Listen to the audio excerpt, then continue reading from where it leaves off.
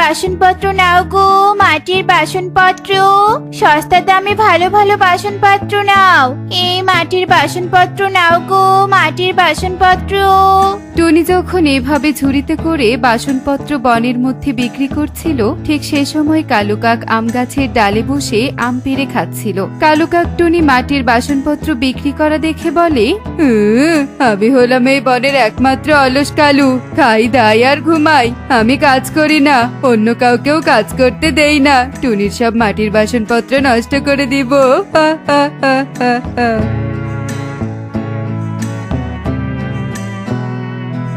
I Kalu I, এ কি সর্বনাশ করেছিস তুই? আমার সব বাসনপত্র ভেঙে ফেললি কেন? কেন এই সর্বনাশ করলি আমার? তুই আমার ক্ষতিপূরণ দে, নয়তো আমি রাজামশাইয়ের কাছে বিচার দিব। দে দে, বিচার কিভাবে দিবি? কি প্রমাণ আছে আমি তোর বাসনপত্র ভেঙেছি? কেউ দেখেনি।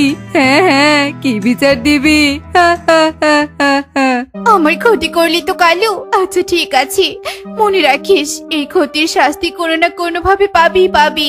এই বলে টুনি সেখান থেকে চলে যায়। টুনি যখন পুকুরের উপর দিয়ে উড়ে যাচ্ছিল, ঠিক সে সময় পুকুর পাড়ে কিছু কলমি শাক দেখতে পায়। তা দেখে টুনি বলে, বাহ, কি সুন্দর কচি কচি কলমি শাক এই পুকুর পাড়ে হয়েছে। কালুর জন্য তো আমি মাটির বাসনপত্র বিক্রি করতে পারিনি। যাই, এবার এই কলমি শাকগুলো তুলে রাস্তার সাইডে বসে বিক্রি করি।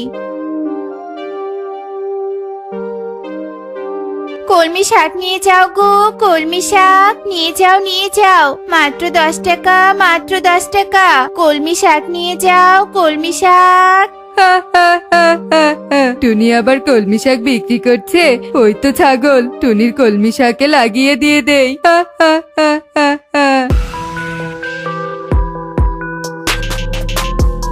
হুস হুস হুস হুস, ছাগল যা যা যা। হায় হায় রে, আমার কষ্ট করে তোলা কলমি শাক ছাগলে খেয়ে ফেললো রে। হায় হায় রে। বেশ হয়েছে, তোর কলমি শাক ছাগলে খাচ্ছে। অন্যের ক্ষতি করার স্বভাব কোনোদিনও যাবে না কালু। তোর বিচার আমি আমার সৃষ্টিকর্তার উপর ছেড়ে দিলাম। আমার বিচার কেউ করতে পারবে না। টনি এবারও কালু কাককে কিছু না বলে কাঁদতে কাঁদতে সেখান থেকে চলে যায়। টনি যখন তার বাড়ির গাছের ডালে আসে, ঠিক তখনই সে দেখতে পায় তার বাড়ির গাছের ডালে একটা পরী বসে আছে। এ কি, আমার বাড়ির গাছের ডালে একটা পরী? আমাকে দেখে অবাক হচ্ছিস বুঝি? শোন টুনি, আমি এতক্ষণ সব দেখেছি, তোর ওপর কালু কাক কিভাবে অন্যায় করেছে, তোর আয়ের পথ কিভাবে বন্ধ করেছে। পরী, এখন আমি কি করব? আমি গরিব পাখি, দিন আনি দিন খাই। কালু কাক এভাবে সবকিছু আমার নষ্ট করলো। আমি যে অনাহারে মারা যাব। যার সাথে অন্যায় হয় আর যে সৎ, তাকে আমি সব সময় সাহায্য করি। এই নে, এটা হলো একটা জাদুর বাটি। এই বাটিতে জল খেলে তুই অদৃশ্য হয়ে মনির রাজ্যে চলে যাবি, যেখানে অনেক মণি ধরা গাছ আছে। তোর যত ইচ্ছে হয় মণি নিয়ে আসবি, আর সেই মণি বিক্রি করে ধনী হয়ে যাবি। কিন্তু পরী, বাটির জল খেয়ে না হয় মনে রাজ্যে যাব, কিন্তু ফিরে আসবো কি করে? মণিরাজ্যে একটা মণিঘর আছে, সেই মণিঘরের ভেতরে ঢুকে বলতে হবে, মণিঘর, এবার আমায় আমার নিজের বাড়িতে নিয়ে চল। দেখবি যে তুই নিজের বাড়িতে এসে গেছিস। কিন্তু সাবধান, ওই মণিঘরের একটা মণিও নিবি না, নয়তো বাড়ি ফিরে আসার পথ আর ফিরে পাবি না। এই বলেই পরে টুনিকে বাটি দিয়ে অদৃশ্য হয়ে যায়। টুনি বাটি হাতে নিয়ে বলে, দেখি তো ঘরের ভেতরে গিয়ে এই বাটিতে জল খেয়ে পরীর কথা সত্যি হয় কিনা। টুনি পরীর দেয়া বাটি নিয়ে ঘরে প্রবেশ করে। তারপর সেই বাটিতে জল খেতেই টুনি অদৃশ্য হয়ে বাটির মধ্যে প্রবেশ করে। এরপর টুনি এক চাকচিক্যময় মণিঘরে প্রবেশ করে। পরী যা বলেছে সব তো দেখছি সত্যি। এ কোথায় আসলাম? চারদিকে শুধু মণি গাছ, ফুল ফল। যাই, বেশি দেরি না করে একটা গাছ থেকে একটা মণি পেরে নেই। ওই তো কিছু দূরে পরীর বলা মণিঘর। যাই, ওই ঘরে প্রবেশ করি। মণিঘর, আমায় আমার নিজের বাড়িতে নিয়ে চলো। টুনি মণিঘরে প্রবেশ করার সাথে সাথে মণির রাজ্য থেকে নিজের বাড়িতে ফিরে আসে। পরী যা বলেছে সব সত্যি। পরী আমার ভাগ্য খুলে দিয়েছে। এবার আমি এই মণি কোথায় বিক্রি করব? স্বর্ণকারের কাছে কি বিক্রি করব? না, আমি বরং রাজাকে গিয়ে দেখাই। রাজা এইসব মূল্যবান মণির দর বুঝবে, বেশি টাকায় কিনতে পারে। টুনি তার মণি নিয়ে রাজপ্রাসাদে পৌঁছায়। রাজা ঈগল টুনিকে দেখে বলে, কি ব্যাপার টুনি, তুই রাজপ্রাসাদে এসেছিস যে? কারণ আমি বিচার আছে নাকি? না রাজা মশাই, আসলে আমি বনের মধ্যে ঘুরছিলাম, তখন একটা সুন্দর মণি কুড়িয়ে পেয়েছি। ভাবছি টাকার বিনিময়ে এটা বিক্রি করব। যদি আপনি আমার মণিটা নিয়ে কিছু টাকা দেন তবে এই গরিব টুনির অনেক বড় উপকার হবে। এই বলে টুনি রাজা ঈগলকে মণিটা দেখায়। রাজা ঈগলের মণিটা বেশ পছন্দ হয়। বাহ বাহ বাহ বাহ, এমন মণি তো আমি খুঁজছিলাম। এই মণি দিয়ে আমার মণির আংটি বানাবো। এই, কে কোথায় আছিস? টুনির মণিটা যোগ্য অর্থ দিয়ে কিনে নে। রাজার ডাকে মন্ত্রী কবুতর সেখানে এসে টুনির মণি কিনে নেয় আর টুনিকে কিছু অর্থ দেয়। তারপর সেই অর্থ নিয়ে টুনি তার বাড়িতে ফিরে আসে। যা অর্থ পেয়েছি তা দিয়ে আমার বেশ কিছুদিন কেটে যাবে, ভালো মন্দ খেতে পারবো, এই ভাঙা বাড়িটা মেরামত করতে পারবো, আবার কেউ অর্থের বিপদে পড়লে তাকে সাহায্য করতে পারবো। যাই, আগে আমার জন্য কিছু খাবার কিনে নিয়ে আসি আর এই বাড়িটা ঠিক করি। যেই বলা সেই কাজ। টুনির এভাবে দিন বেশ ভালোভাবেই কেটে যাচ্ছিল। টুনির যখনই টাকার অভাব হয় টুনি তখনই মণি এনে রাজার কাছে বিক্রি করে। কিন্তু একদিন, এই টুনি, আই, তুই প্রতিদিন এভাবে এত মণি কোথায় পাচ্ছিস? আমার সন্দেহ হচ্ছে তোর পেছনে গুপ্তচর লাগিয়ে দিব নাকি? এ মানে, ওই যে বলেছিলাম না রাজা মশাই, বনে ঘোরার সময় মণি কুড়িয়ে পেয়েছি, এখনো তো রোজ রোজ বনের গভীরে মণি কুড়িয়ে পাই।